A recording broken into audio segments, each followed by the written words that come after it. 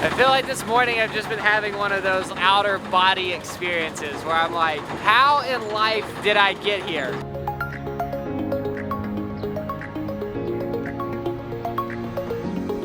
We're Karen Nate, and we're currently exploring our 97th country of Bangladesh. Wow. After a couple days in the chaotic capital city of Dhaka, last night we jumped on a 100-year-old paddle steamer and rode south overnight to the port city of Barishal. It's 5:30 a.m. and we're about to go for an hour ride in one of these tuk-tuks. Good morning. Trying to stay warm. I did not think we would ever be cold on this trip. You excited about this? Think we can stop at Starbucks? The reason we're up so early is because we're heading about an hour outside of town to a floating market, and we've heard all the action happens between sunrise and lunchtime. From here we get in a boat. Thank goodness we're here. I feel like the boat will be warmer. Bye. Bye.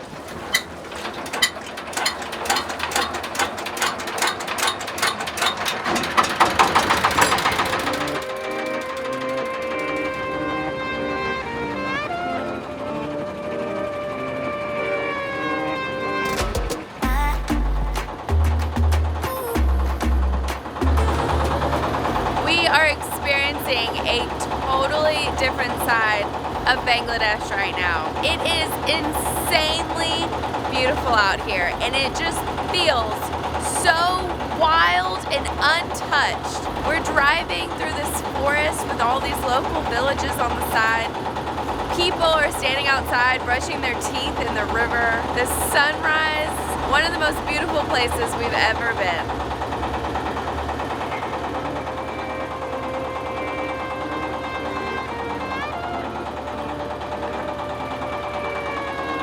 Was it worth the early morning wake-up call? Yes. I feel like the more you travel, the more you want to intentionally seek out places that are like just super authentic, and that's what we found today. You can see it on the locals' faces too when we drive by. They all stop what they're doing and they're like, who are these foreigners? It's fun when you feel like you can provide some entertainment back.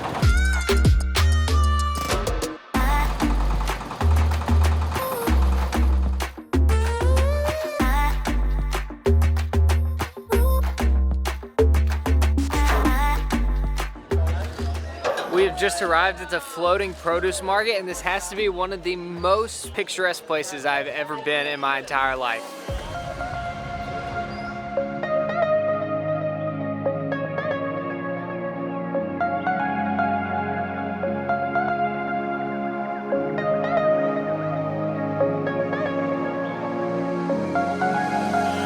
I see coconuts, oranges, some kind of root vegetable that I've never seen before, bananas, greens, grapefruits. Just bought some breakfast. This is a good Per piece 10 taka. Thank you. Amun, what's the name of the market? This is Atgor floating market. We draw a lot of attention to ourselves just being here in general, but when Nate is flying the drone, it just brings it to a whole new level. Hello.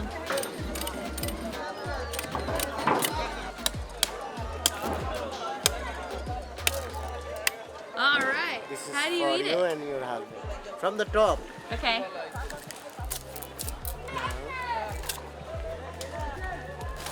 Mamoon just went and got us a piece of fresh sugar cane. Just taught me how to enjoy it.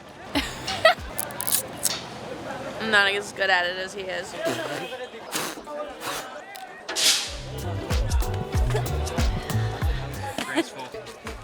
How are you? Good, how are you?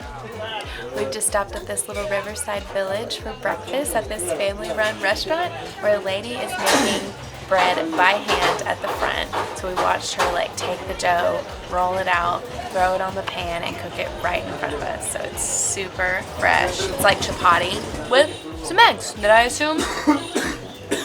we got from right down the road. More bread! A crowd formed around this building as soon as we walked in. I love it. This village is so different than the city. It feels so strange just walking in the middle of the road and not dodging motorcycles and tuk-tuks. Oh, don't die. No. There's still a lot of hustle and bustle, but much calmer. Much less scary. Everyone's just as friendly. There are some bicycles. Back on the boat. These bridges are too cool. I feel like this morning I've just been having one of those like outer body experiences where I'm like, how in life did I get here? On a river that I have no clue what the name of it is, somewhere in the middle of a town in Bangladesh. And I say that in the best possible way. I never thought my life would end up this cool.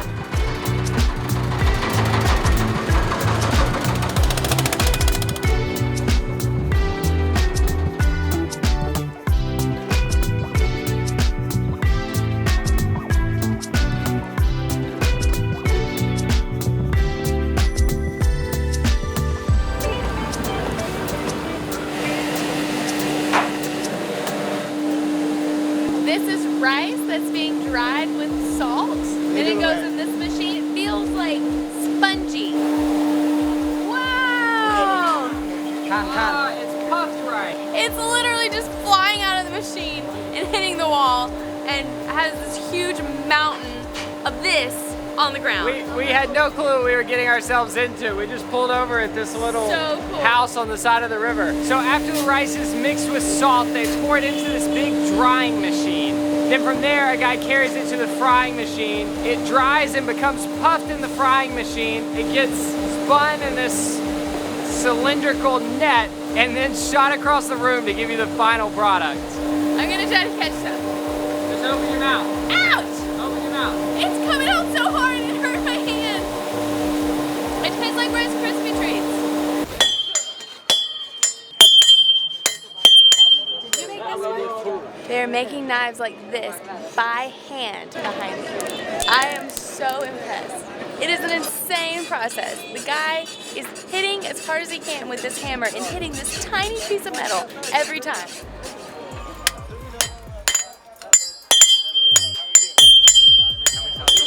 This is what happens every time we stop somewhere. No one was at this shop, and now they have an audience. Not saying anything, just standing watching. I don't mind. We're just taking turns observing each other's lives. It's a fair trade. You're so right. Nate, you are so right. Like, that just changed my perspective so much. I don't mind when people gather around and stare at us, but like, that's what we've been doing. Yeah, We were this is gathered like around payback. the blacksmith, and all the people here are probably like, why do they care about this like knife making stuff? Like, that's so normal to them, but to us it's like, wow. It's just completely different from what you see every day. Yeah, and then we're standing here like, who knows how many people like us they've seen, and we're holding interesting things. Like, of course, we're doing the same thing. Do you go first? I need to hold your hand. That made me so nervous.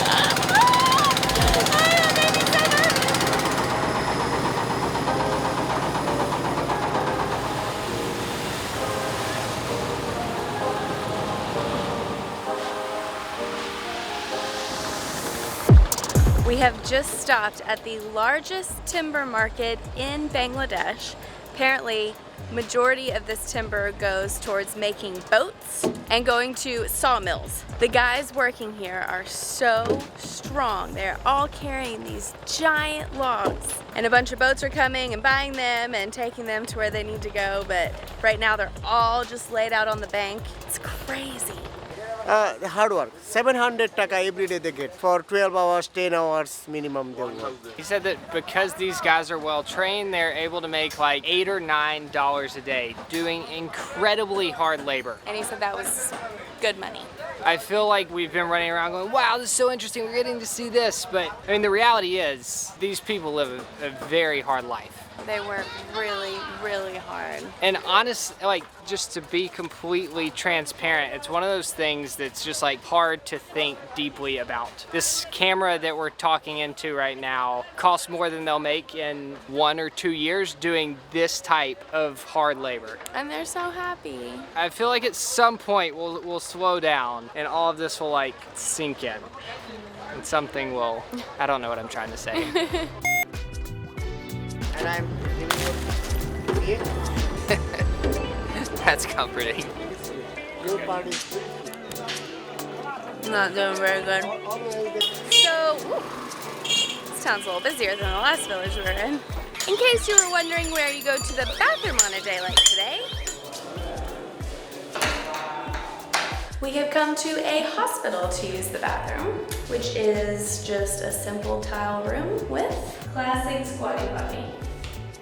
No toilet paper, just some water and a bucket. Good thing I travel with my own these days. Definitely meets OSHA regulations. You would never guess how old this guy is. My Bangladesh. 40, right? Bangladesh. He told me he was 40, and he's carrying an entire tree. You're very strong. A strong body. A strong body. It's insane. Oh, there's a spider on my arm.